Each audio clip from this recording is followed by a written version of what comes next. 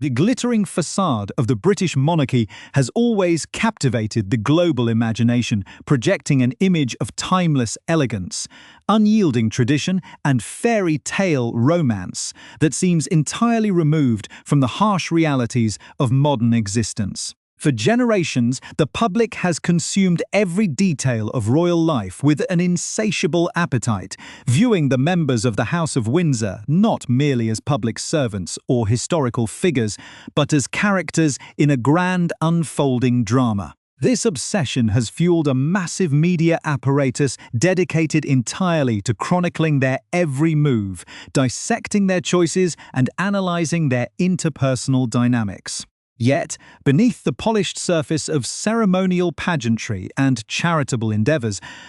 lies a far more volatile environment, where the boundaries between public service and private vulnerability become dangerously blurred. The intense, relentless scrutiny that accompanies a life of royal privilege is a double-edged sword, capable of elevating individuals to unprecedented heights of global adoration or subjecting them to a level of pressure that few human beings are ever truly equipped to withstand. This delicate balance between tradition and the modern media landscape has created a unique set of challenges for the contemporary monarchy.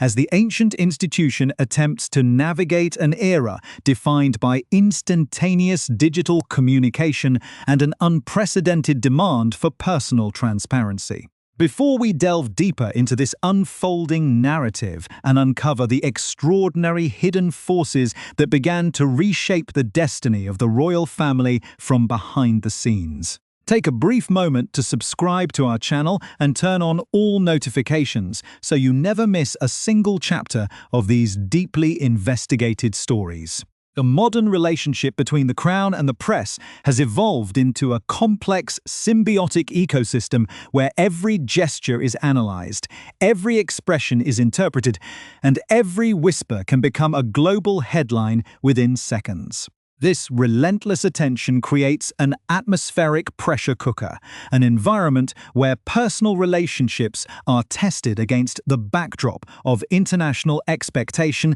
and historical precedent. For decades, this dynamic was governed by established rules of engagement, a traditional understanding between Buckingham Palace and the mainstream media outlets that relied on mutual access and a certain level of predictable reporting. However, the dawn of the 21st century fundamentally disrupted this long-standing equilibrium, introducing new platforms, faster news cycles, and a democratization of information that eroded the traditional gatekeepers of royal news. The shift from printed newspapers to digital platforms and social media networks transformed the nature of public commentary, amplifying voices that were previously unheard and creating an environment where speculation could rapidly outpace verified facts. This transformation did not happen overnight, but its cumulative impact profoundly altered the reality of royal life, exposing the younger generation of royals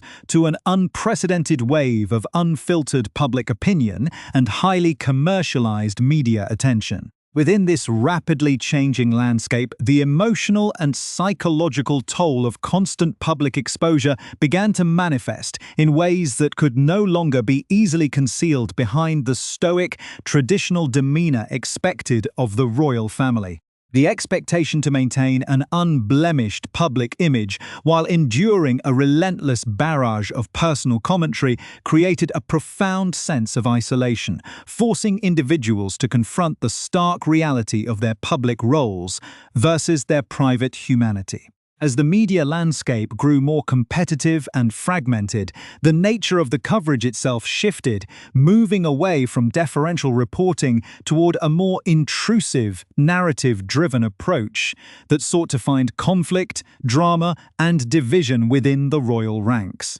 This shift created a highly charged atmosphere where every decision, no matter how minor or personal, was framed as a calculated move in a larger institutional struggle, further polarizing public perception and intensifying the emotional burden borne by those at the center of the storm. The psychological impact of this constant evaluation cannot be understated,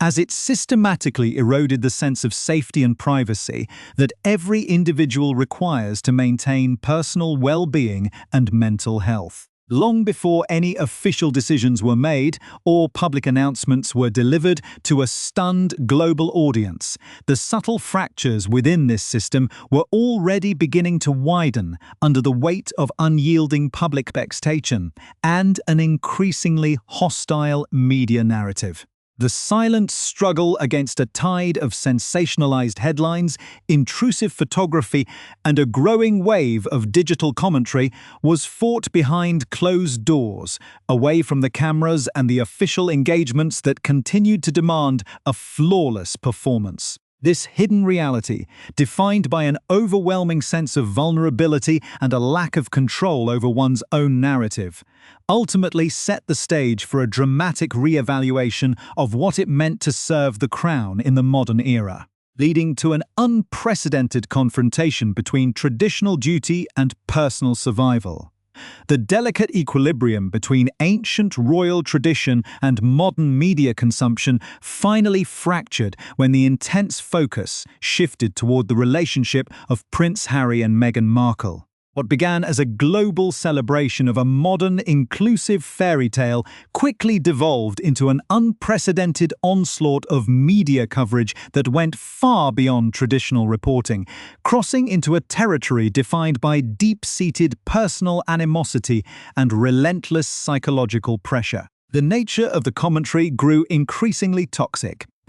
characterized by stories that were not merely intrusive, but fundamentally designed to alienate and demean. Publicly and privately, the Duke and Duchess of Sussex found themselves navigating an environment where the coverage frequently utilized tropes that were intrinsically rooted in deep-seated prejudices, targeting the Duchess with a unique and sustained severity that seemed entirely detached from the reality of her public duties. This relentless media campaign systematically targeted their personal character, their professional motivations, and their mental well-being, creating an unsustainable reality that ultimately drove their historic decision to step back from their senior royal duties. The decision, announced to a stunned global audience, was a direct consequence of the profound psychological damage inflicted by a media apparatus that seemed entirely unaccountable.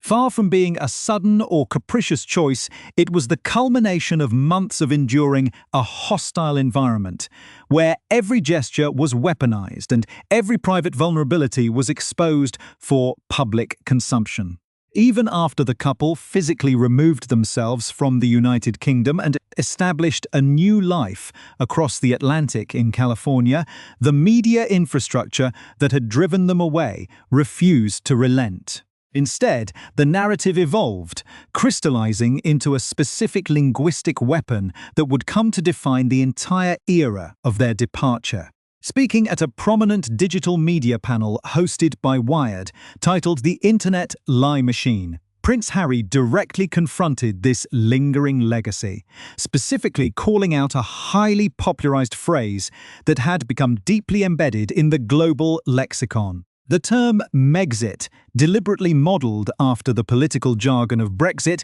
had been rapidly adopted by British media outlets and international publications to describe the couple's withdrawal from active royal service. Prince Harry laid bare the dark realities behind this seemingly clever wordplay, explicitly identifying it as an inherently misogynistic idiom that served a specific destructive purpose. The expression was not a neutral journalistic shorthand, but a calculated linguistic device that placed the entirety of the blame for a complex, mutual institutional decision squarely upon the shoulders of the Duchess. By framing the departure around her identity alone, the term effectively erased Prince Harry's own agency, portraying him as a passive participant influenced by his wife,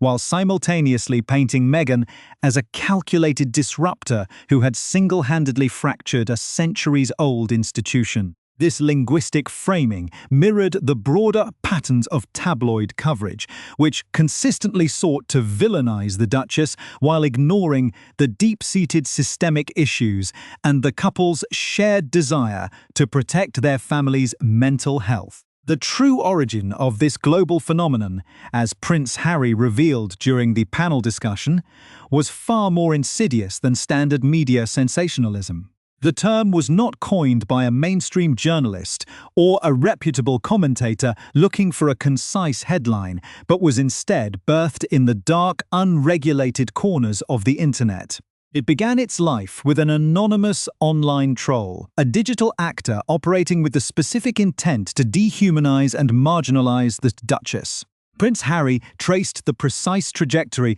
of this weaponized language, explaining how a phrase born out of digital malice was rapidly intercepted and amplified by royal correspondents who occupied positions of significant media authority. These professional journalists, tasked with providing objective analysis to millions of readers, instead chose to legitimize and popularize the rhetoric of an internet troll, elevating it from an obscure online insult into a mainstream cultural staple. The term grew exponentially, repeating across thousands of print headlines, television broadcasts, and digital threads until it achieved its own cultural permanence, even securing a dedicated entry on Wikipedia. This process demonstrated a terrifyingly effective pipeline where coordinated digital hatred could be effortlessly mainstreamed by institutional media figures who favored sensationalism and conflict over journalistic integrity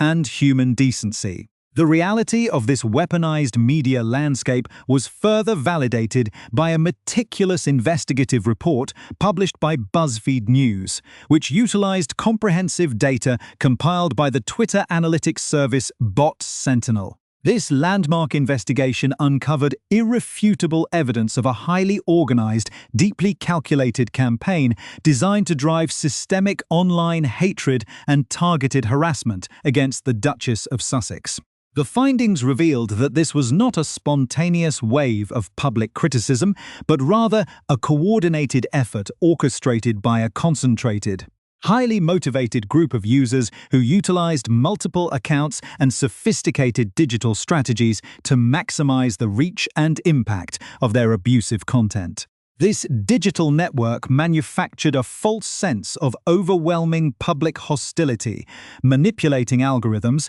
to ensure that negative narratives about Meghan remained dominant in the public consciousness. Prince Harry addressed these disturbing findings directly during his remarks on the Wired panel, pointing out that the most alarming aspect of this entire operation was not merely the existence of malicious automated accounts or anonymous trolls, but the active complicity of the mainstream press. The data clearly indicated that a substantial number of prominent British journalists and media professionals were actively interacting with these hate accounts, liking their content, sharing their conspiracy theories, and directly amplifying their demonstrable fabrications. By engaging with these digital bad actors, mainstream journalists lent an air of professional legitimacy to outright lies, subsequently regurgitating these unverified falsehoods as established truths within their own high-profile articles and television segments.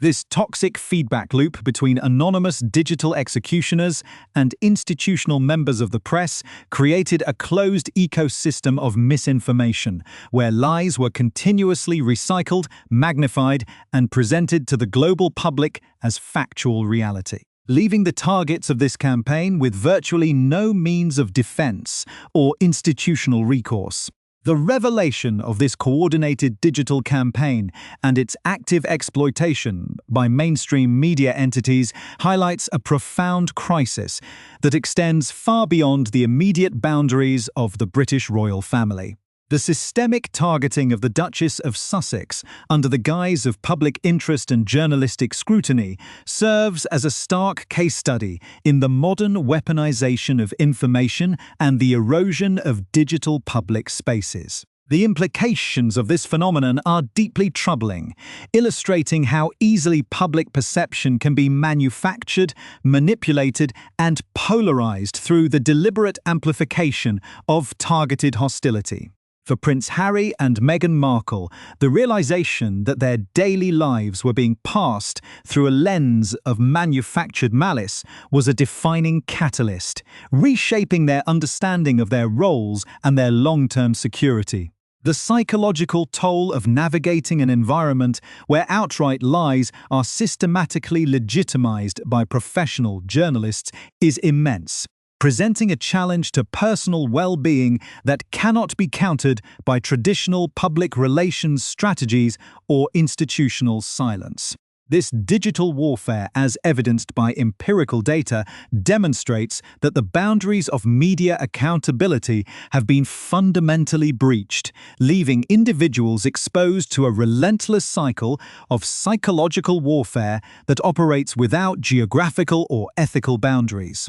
To fully understand the gravity of this situation, it is essential to examine the backgrounds and trajectories of the principal figures caught within this digital matrix, whose lives have become inextricably linked with the evolution of modern media discourse. Prince Harry, the Duke of Sussex, spent his entire life under the unyielding gaze of the global press, a reality shaped indelibly by the tragic circumstances surrounding his mother, Diana, Princess of Wales, whose own fatal confrontation with intrusive media remains a foundational trauma in contemporary royal history. This lifetime of exposure instilled in him a profound skepticism toward the traditional methods of the British press pack and a heightened sensitivity to the dangers of media overreach. When he married Meghan Markle, an accomplished American actress with a background in digital advocacy and lifestyle branding, their union was initially heralded as a transformative moment for an ancient institution, a symbol of modernization and global connection. Meghan, a graduate of Northwestern University with a degree in theatre and international studies, brought a distinct perspective to the royal family. Having navigated the competitive landscape of the entertainment industry and worked with international charitable organizations long before her relationship with the prince. Her experience as a self-made professional, however, clashed sharply with the rigid hierarchical expectations of the royal household and the archaic structures governing press relations within the palace. The very qualities that made her an appealing figure to a global audiences, her articulateness, her independence, and her distinct cultural background, were systematically inverted by a hostile media apparatus, transformed into narratives of ambition, disruption, and division. The broader context of this conflict is also deeply connected to the changing economics of the global media landscape, where traditional print publications face declining revenues and intense pressure to generate digital traffic, clicks, and engagement. In this hyper-competitive environment, highly polarized, emotionally charged narratives regarding prominent figures are immensely valuable commodities, driving substantial ad revenue and user engagement. The creation and perpetuation of a villain narrative around the Duchess of Sussex was, from a purely commercial perspective, an incredibly lucrative strategy for digital publications and media corporations. This economic incentive created an environment where there was virtually no structural desire to correct false narratives or de-escalate the hostility, as the ongoing controversy continued to generate massive financial returns for the platforms and publications involved. The phenomenon also exposes a significant systemic vulnerability within major social media networks, where algorithmic design inherently rewards high engagement content regardless of its accuracy, ethicality, or potential for harm. The automated systems driving visibility on these platforms are optimized to amplify controversial, divisive, and emotionally volatile material, effectively providing a massive, unregulated bullhorn to coordinated hate campaigns and malicious actors. The data compiled by independent researchers confirmed that a tiny fraction of highly active accounts could disproportionately influence the global conversation, manipulating trending topics and shaping the broader news agenda by feeding sensationalist material directly to receptive journalists. This symbiotic relationship between anonymous digital networks and institutional media figures represents a profound evolution in how information is disseminated and consumed in the 21st century, raising critical questions about the nature of truth, the responsibility of publishers, and the protection of individual human rights in the digital age. Ultimately, the story of Prince Harry and Meghan Markle's confrontation with the digital media ecosystem is not merely a localized drama involving a historical monarchy, but an urgent warning about the vulnerability of modern society to coordinated disinformation and psychological manipulation. It underscores the vital necessity for greater transparency, systemic reform within digital platforms, and a renewed commitment to ethical standards in journalism, ensuring that the power of communication is utilized to inform and connect, rather